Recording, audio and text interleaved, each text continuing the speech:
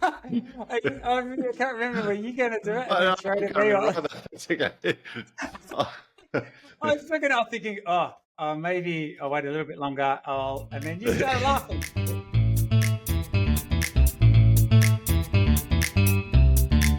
I'm Darren Morton.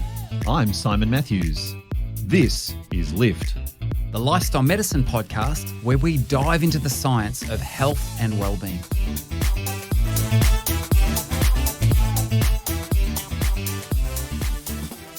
Good morning, Dr. Morton. Nice to see you. Nice to be back with you again. It is likewise the same. Lovely to see your face, brother. So today we've got an interesting topic to pick apart today, don't we? We do. It's about life. It's about life in general, and a couple of particular aspects of life in general. In fact, we're going to be talking about quality of life and some of the things that we sometimes use as proxies for quality of life, and we'll dig into some of the research around this and some personal experiences as well, and let's see where we end up. Yeah, sounds good. Well, on that topic, I have a little story to share. Simon, I, as you know, well, you're a pilot too, but I'm not the expensive type pilot. I'm the cheap pilot without that flies crafts without engines.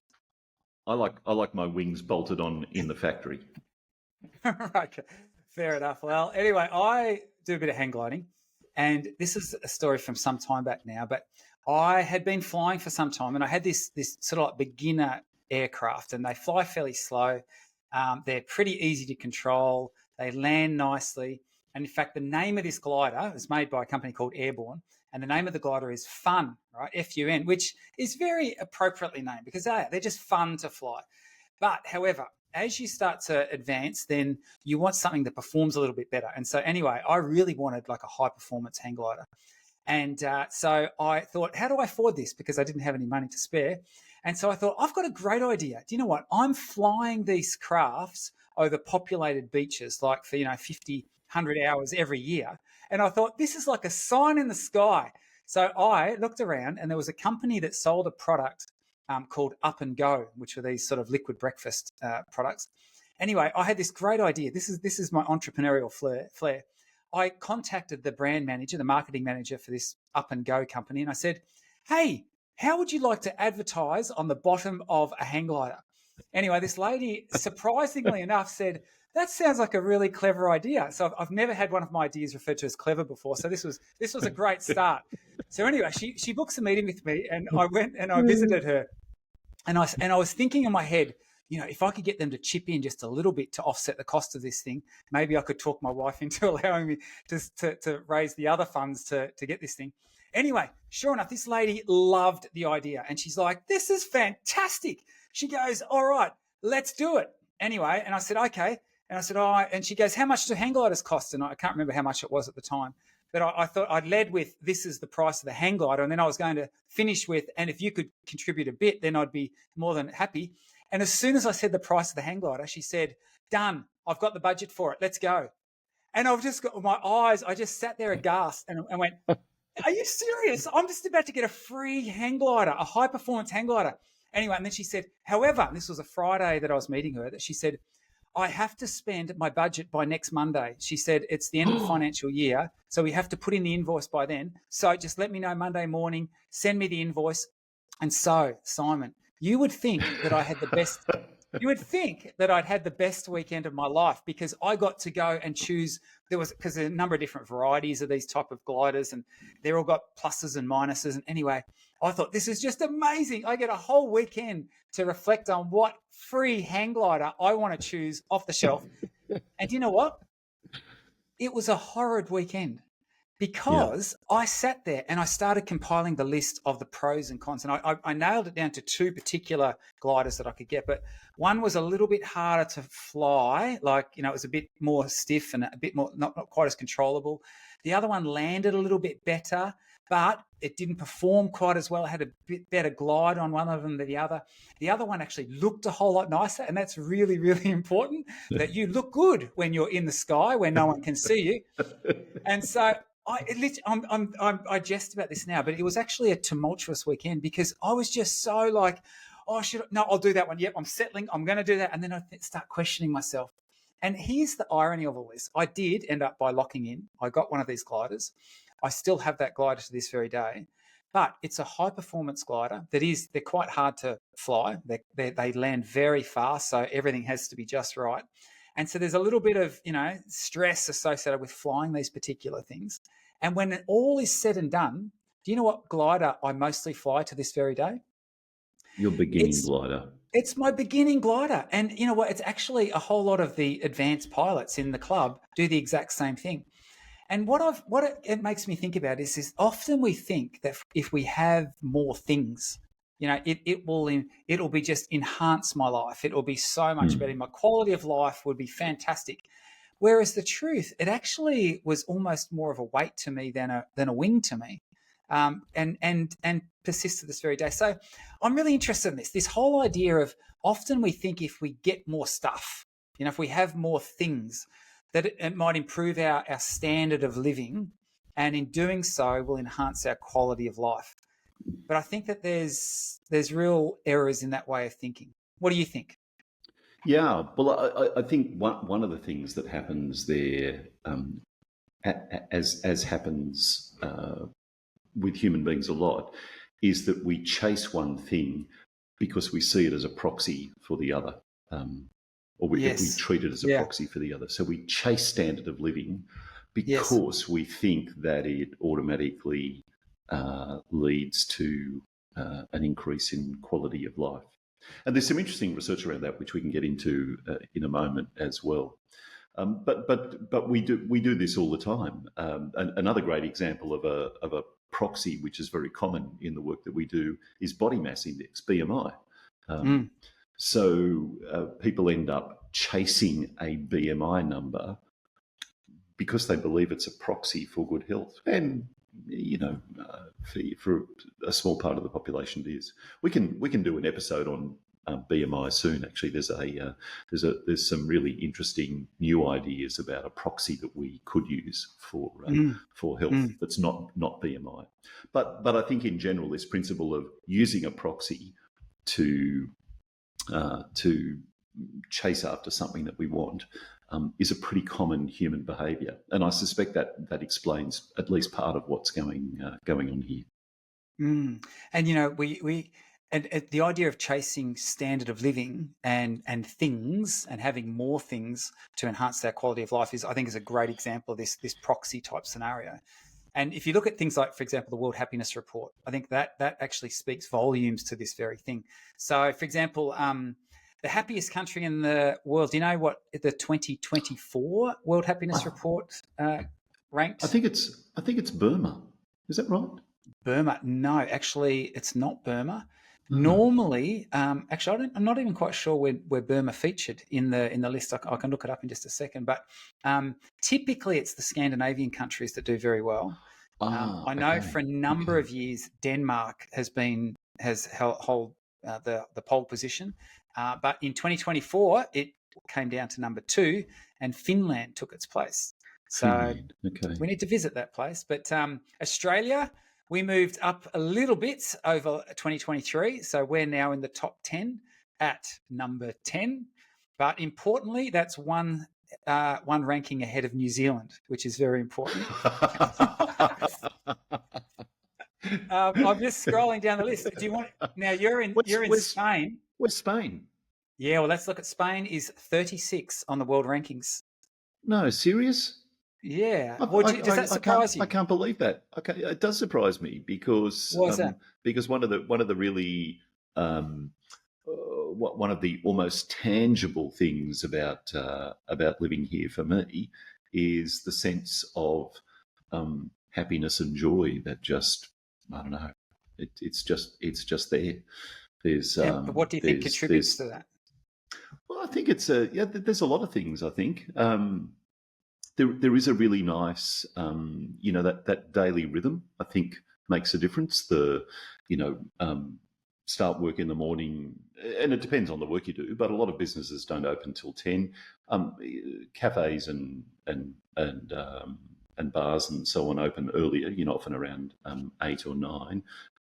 Government businesses, of course, earlier, but people tend to work from about 10 till 1 and then about 2 till 9 or about 4 till 9 or thereabouts. So there's this kind of, there's this siesta in the middle of the day where things quiet down. And in fact, if you go out on the streets sort of somewhere between 2 and 4 p.m, you'll find that there are far fewer people walking around then. People have gone home, they're resting, they're enjoying a meal together. And then when in the evening, I mean, the place just comes alive. The little square that's just at the end of my street here, in fact, there's two squares here, that's buzzing till well after midnight.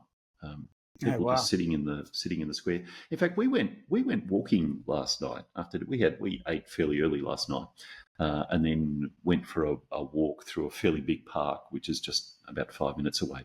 It's called Parque del Oeste, West Park, and we were almost back at the end of our walk, and suddenly we noticed there were hundreds and hundreds, if not thousands, of people suddenly all just gathered in a fairly small area of this park.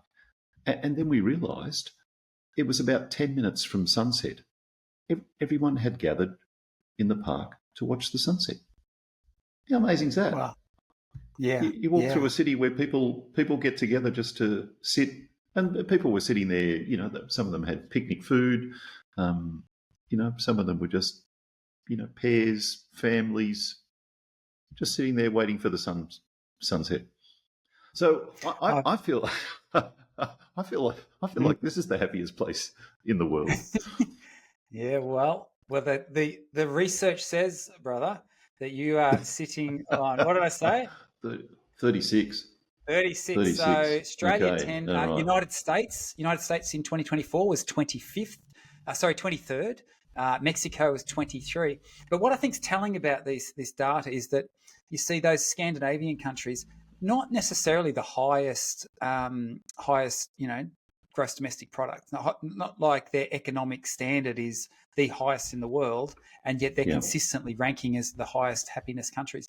What's not, I suppose, what's unremarkable is that if you look down the bottom of the list, some of the lower income countries, so Lebanon, Afghanistan, Zimbabwe, Malawi, some of those African countries are in the sort of 130-ish, 140th ranking. So they're towards the end. But I think what's interesting about this is that often it's not the highest income earning countries, the highest developed countries that are rating highest in their quality of life. It's often that moderate range. And I think you've got some interesting data on that. Yeah, and clearly there's a link there, and I think one of the important things for you and I to be very clear about here is that there is certainly for us. I mean, there is an element of privilege in that we need to acknowledge. Yeah. You and I as individuals are very fortunate to be earning a regular, steady, predictable income. We do have a standard of living as distinct from a quality of life that's comfortable, that is not lacking in anything. We have everything that we need and a bunch of things that we want to, including apparently 2 hang gliders.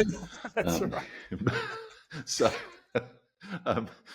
there's something there that we that we have to acknowledge, and in some of those countries that you mentioned that might, for example, be affected by war or civil unrest or poverty or there is a really direct impact there.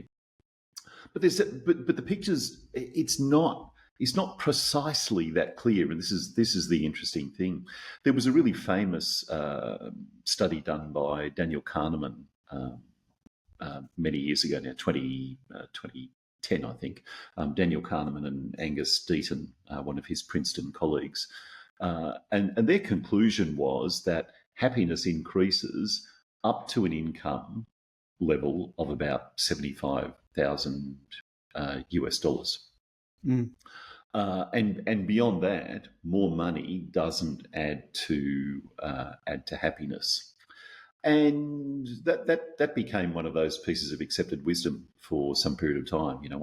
Once you're earning above $75,000, your level of happiness has topped out.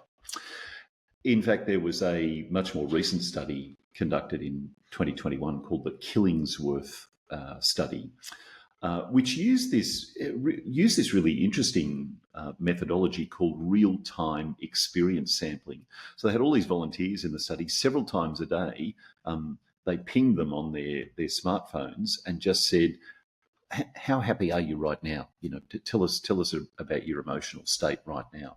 And so there was this kind of not this single point in time, but many points in time where people were able to share their emotional experience. And then they did some correlation with income as well. And the interesting thing that they found was that increases in income, steady increases in income, were robustly associated, that's their language, with both increased happiness and increased life satisfaction. But here's the really interesting thing. Increases in income. How do you get income? Well, you work. You do something to get your income. So we're not talking about a bunch of people who are suddenly winning $1 million in the lottery and suddenly have a whole lot extra money. We're talking about this increasing income over time, which correlates with happiness and life satisfaction. And if you pause and think about that, then again, we can probably say that in this case, income is a proxy for other things. What is income? What does increasing income signal? Well, it perhaps signals an increase in your own status, in your work, your own level of experience, your level of competence, your level of skill, the way your particular industry perceives you and values you. So there's a bunch of things going on behind the income that I think are the direct influences on happiness and life satisfaction. The dollar amount itself is just a proxy for all those other things. Yeah, I like that. And, and I'd add to that the contribution that you feel that you're making. I absolutely, that's another part of it. Yeah. I'm quite an achievement orientated person. The idea of getting up in the morning and not having anything particularly to have to run around with my hair on fire for, that detracts from my quality of life, to be honest. I like the idea of having to pursue things, which sort of, I'm really interested you share that. And I'm familiar with some of the earlier work that Killingsworth did as well, on that whole idea of, I think they had an app called Track My Happiness, where they would page people at random times and see what sort of things were contributing to their happiness. But there's that story that I love, and you may have heard this story. Lift is supported by the Lift Project, an educational adventure where you learn science-based ways to lift your mood and your life. The Lift Project is lifting lives around the globe, in healthcare settings, workplaces, schools, universities and communities. To find out more, visit theliftproject.global.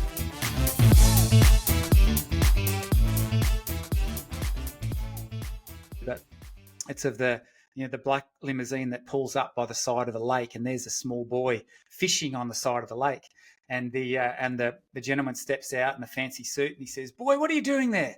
And the boy looks up and says, "Oh, I'm fishing here on the side of the lake." And he says, "Son," he said, "you want to go and get yourself a boat."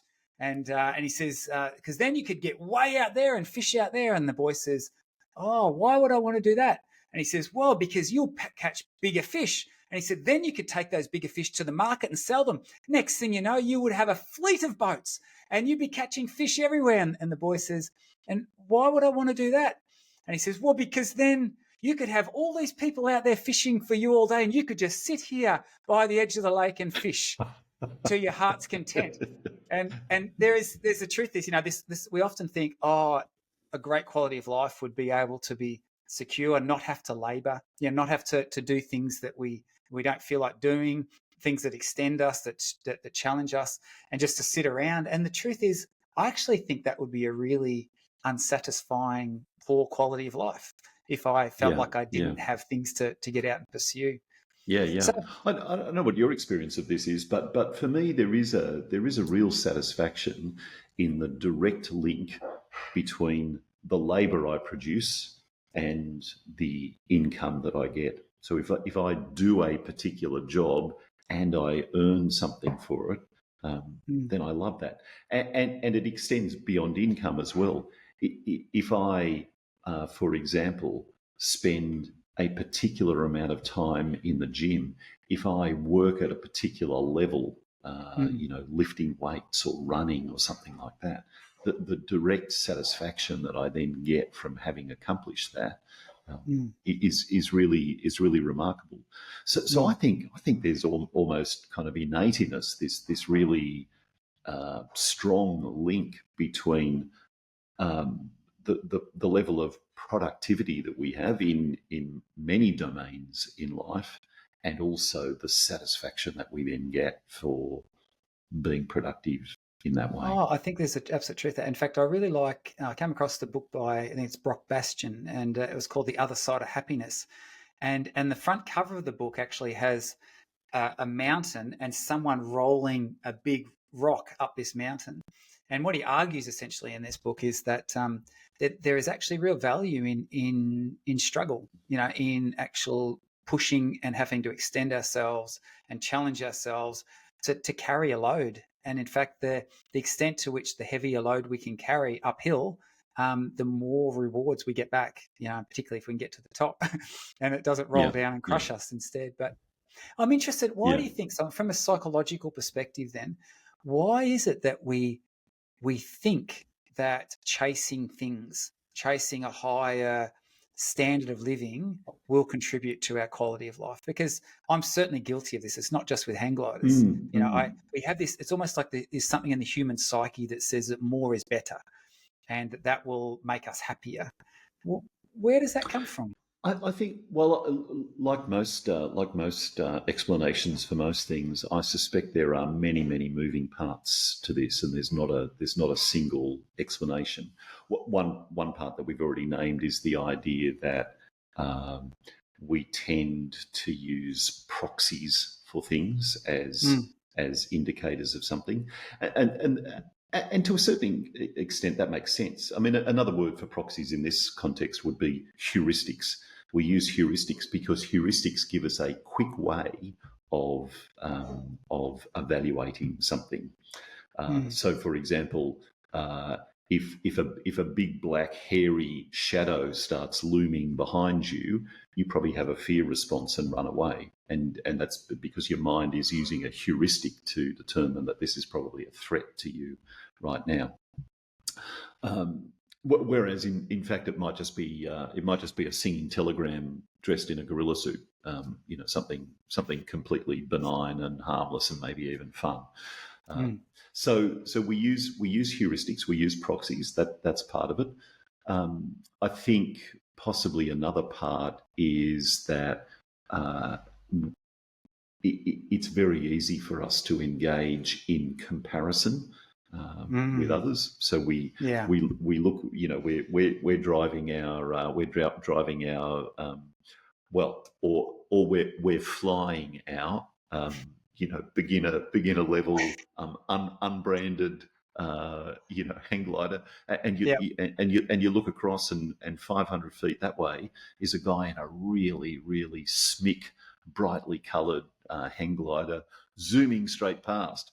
So in that moment, of course, we get that flood of emotion, which can include excitement or envy, and then we go, I wish I had that, and that can set us, if we don't take care to pause and examine that, we can end up finding ourselves on a quest to chase that next thing. We also live, I'm feeling in the Western mighty world. guilty right at the moment. Yeah, keep going. In the Western world, we live in largely capitalist economies, Mm, and capitalist economies are founded on that principle. You build your capital, so you seek more stuff, because that becomes the pool of resources that you use then to mm, you know mm, move through life and get on and do what you want to do. So mm, it's very, very easy to kind of get on that ladder, and there's a lot of community and societal forces which I think do reinforce some of those innate human mm, tendencies, mm, and sometimes in an unhelpful way. mm. But it's one of the when we came over here to Spain, one of the things that we were limited by was how much stuff we could bring, and we didn't want to pack up a shipping crate and incur all that expense. So but before we sold a bunch of stuff, gave a bunch of stuff away, put a little bit of family related stuff in storage, and essentially came here with you know just suitcases, and Mm, that's it. No more stuff. But one of the things that we now do as a way of minimizing stuff we have is make sure that our memories and reminiscences are really easily visible. So a few years ago, Lynn gave me this little photo printer, which just hooks up to your phone, your smartphone. And you can print these tiny little, I don't know, I guess they're like 2.5 by 1.5 inch photos. mm. So our bedroom, our living area is all adorned by these Oh, tiny little photos that's that just fantastic. that just capture moments in time. Now this is Mm, me with my oldest son Oliver, mm, who's just turned 29, and this is just outside of Narrabri in New South Wales at a place called mm, Sawn Rocks, Sawn. So this day we were walking around Sawn Rocks. Lynn actually took that picture of the two of us, and that's one of just hundreds that's of those fantastic. reminiscences that are just kind of Yeah. hanging up around here, Mm, and those things for me do the job of prompting that connection to things that really matter. In fact, yeah. I often share with people. Let me have a look right now and see where I'm at. On on my smartphone, I have 26,500 photos. Mm, 26,500 photos, which go back, a couple decades. So it's very easy for me to, have a conversation and go, oh, actually, I remember, I was in such and such a place, or I was with such and such a person, and then just go back mm, and find that, and in that moment, kind of recreate the sense of joy or happiness or belonging or whatever it might mm. have been that mattered at that time. Yeah. And once I paid for my smartphone, the cost of that's nothing. Yeah, that's a beautiful thing.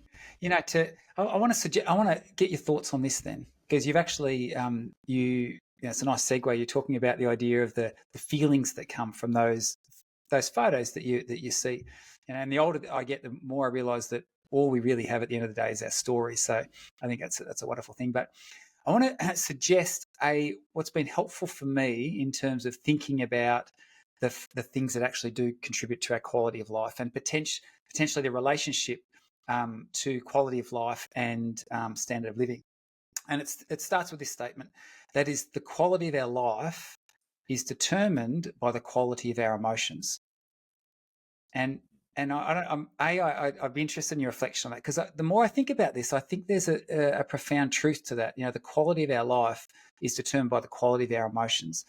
And if we have a life that's rich in positive emotions, for example, the happy, joy, peace, whatever it might be, then it certainly contributes to our quality of life.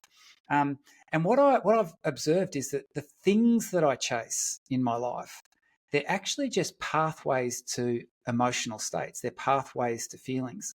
So, for example, when I do have my hang glider, my novice glider, and I get to fly it, and it is just so fun. And I can fly on sand dunes, and I can take it off, and I can land on a post and take off again. It's just fun. Like the name of the glider aptly explains it. And it's a source of great emotions for me. Whereas my high performance glider, I'm always a bit nervous about landing that thing. I know it's going to be a really fast landing. I know that, there's a whole lot of, I've had some adventures on it, and I've got some great stories attached to it. But for me, it doesn't create, it's not that source of those warm sort of fuzzies that my other glider is. And so that whole idea is that, the things that we that things that we have and chase. I know people who love cars. Right now, I'm not a big car person, but that they have a car, but that car is a huge source of stress for them. They don't want anyone eating in their car. If you go anywhere near their car, you have to almost take your shoes off before you hop in that thing so you don't get the mats dirty. They park a million miles away from anywhere else so that no one could open the doors and bang the side of their car. And I look at all it seems to be a source of angst for them. And I look at it and I think, what that's creating for you is a whole lot of negative emotional states. I would almost say that that's actually detracting from your quality of life. It's actually a weight to you as compared to a wing to you. And so what do you think about that thought that, the quality of our life is actually determined by the quality of our emotions, and the things that we have are actually just pathways to those feelings? Yeah. It's a very, I find it a very appealing thought, and I might nuance it ever so slightly and wonder whether the quality of our life is indicated by the quality or the amount or the degree of our approach emotions. So rather, you've used the terminology positive and negative, and that's very common terminology in the literature. I really like the idea of approach and avoid emotions. So we have some emotional experiences that signal to us to approach, to get closer, to get more invested in, to be more involved in. For example, the feeling of joy, happiness, love, and so on. They're emotional experiences that say to us, "Yeah, get more of this. Do more of this. Get more involved here." Some of those emotions that you talked about, for people who own expensive cars and are constantly anxious about them getting bumped and dinged, they're avoidance emotions. They're emotions that say, insightful. "Don't do that. Be careful. Step back. Think twice about this." And it's those emotions, I think, that, it's almost like there's an opportunity cost there. Those when we fill our lives with those emotions, then we're losing the opportunity to actually experience the approach, connect type of emotion that says, "Yeah, get even more into this. Be here even more than you than you were." Similar idea. I just like the idea of approach and avoid, because I think I that like that. rather than Yeah. positive and negative, which is kind of Yes. if you like, a structural or a static description, the approach and avoid is kind of a functional description of the emotion. It gives us a clue about what our bodies and our minds are telling us to do. Yeah, I like that. In fact, what I like about that nuance is that I think about there are some things that I do. For example, I did a race just last weekend, and there's actually a fair bit of stress associated with the beginning of that, but it's something Yeah, that I know and I embrace and I want more of. And I know that it actually adds to my quality of life when I participate in those kind of things. So I like that. The quality of our life is perhaps more determined by our experience of approach emotions as compared yeah. to the avoidance ones. Avoidance I really like emotions. that. Yeah, To wrap this up. I'm going to share one last story, because I think what I are learning from me is that there is a beauty to simplicity, and the idea that more is better is a misnomer. I have this vivid memory. I had two of my friends. We decided we would do some entrepreneurial activities, and we were going to buy and sell things. And so we actually bought a boat. We had this. It was myself, my mate Gary, and Paul. We called it GPD Enterprises, and we put in $150 each, and then we said, let's see what we can do with this. And the objective was to have fun and do a few other things. Anyway, we bought this boat, and it was a big thumping boat. And this person wanted, I forget what he wanted for it, but anyway, we went around and looked at it. It was washed up on the side of the lake, and it didn't look in great form at all. And he was trying to sell it to us in his best way possible. And I remember actually one of his selling points, our wives were with us at the time, and he goes, "This is a great boat." He says, "You know what?" He says, two kids have been conceived on this boat. And I'm thinking, wow, if you're trying to sell this, mate, I don't think this is working. This is not the way to do it. But anyway, we end up by getting this boat for a steal. And so anyway, we had this boat, and I have these vivid memories. We had so much fun in this boat, even though it had a big engine on the back, but there was no steering wheel. So the only way we could steer with the boat was for one of us to lean over the back and physically turn this outboard engine. And I have this vivid memory one time of we would go skiing on behind this old surfboard that we found. We didn't have a ski rope, so we had a bit of rope with a broom handle tied on the end of it. And I have this vivid memory of being out the back behind this boat that would half chug and go, sort of a third of the time. And I'm skirting along behind it with my other friend leaning over the back, steering it with the other friend up the front, telling him which way to steer so that we don't bang into anything. Anyway, we had so much fun with this. And even our wives, when we talk about it, we called it the Dora Princess because we live on Dora Creek. And we just had so much fun. And I had this vivid memory of we were one time the engine had broken down. So we're on the side of the lake trying to fix it. And then someone came around the corner with this huge thing. It looked like the Queen Mary. And anyway, as they came up closer to the shore, they hit their little tilt for this automatic engine lift. And I heard it go, beep, and it wasn't working quite right. And this person was like, "Oh, for goodness sake, what's wrong with this stupid thing?" And there we were looking up at him with this engine that was this boat was delaminated. It just wasn't anywhere close to comparison. And I thought, here we are having the time of our lives with this simple pleasure. And here he is getting cranky that the auto lift on his engine, on his thumping big yacht, doesn't work properly. Doesn't work. And I thought, you know what? There is a beauty to simplicity, and I think it's a useful exercise at times to go, look, what things do I have in my life, and are they a weight to me, or are they a wing to me? Just because we have more, just because we have bigger, just because we have better, doesn't always mean it's going to contribute to our quality of life. Absolutely, it's a worthwhile exercise. In the context that we work in lifestyle medicine. We see this all the time. When people articulate a desire for improved health, for example, when people perhaps who are managing chronic disease or chronic diseases, or even people who just want to make sure they don't go down the pathway of chronic disease, so they want to keep themselves in good health. I've never heard someone say, I want to improve my health so I can be a millionaire. I want to improve my health so that I can live in a mansion on the seaside. I want to improve my health so I can travel first class, around the world 3 times a year.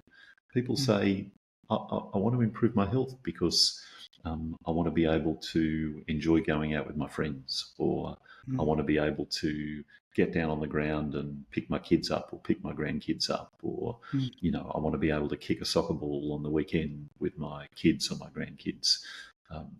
They're the things that we, or they seem to be the things to me anyway, that we really, really value in our lives. And they're the things that do in fact bring us ultimately the quality of life that we want, wrapped in a package that we appreciate. In other words, the standard of living idea. It brings us what we want in the way that we enjoy it. And to finish that the adage of David Katz talking about what lifestyle medicine does. Yeah, it Yeah. adds years to your life, but Yeah. perhaps more importantly, it adds life to your years. Yeah. And that's a beautiful thing. Yeah. Yeah. Absolutely. Absolutely. And can I say also, just to affirm you, you shared earlier that you wanted to, part of what makes a difference to you is knowing that you're contributing and educating and so on. It occurred to me that you have done a magnificent job of increasing the literacy of beachgoers on the eastern seaboard of Australia. I'm doing my part. I cannot begin to imagine the number of people who must have looked up into the sky and can now say the words, "Up and go." Sacrificial service, I call it. Good chat with you, brother. You too. See you soon. Lift is presented by Simon Matthews and Darren Morton. It's sponsored by the Lift Project and supported by Avondale University. Music provided by Pixabay. If you have a question or a topic you would like to hear more about, send us an email to podcast@theliftproject.global. The Lift Project. Lift your mood, lift your life.